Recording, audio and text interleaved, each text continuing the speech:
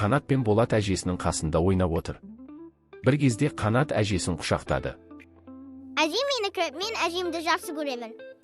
Болат таласа кетті. Әжем сенікі емес, менікі. Әжемді мен жақсы көремін. Әже немерелерінің сөздеріне риза болып отырды. Бір кезде қарияның көзі бұлдырап, қысылып, диванға қисая кетті. Қанаттың зәресі ұшып, бақырып жіберді.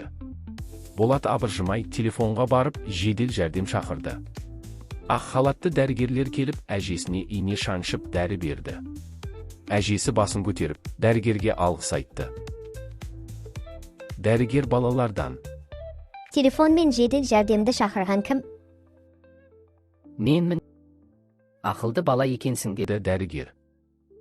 Әжелеріңді жақсы көреді екенсіңдер.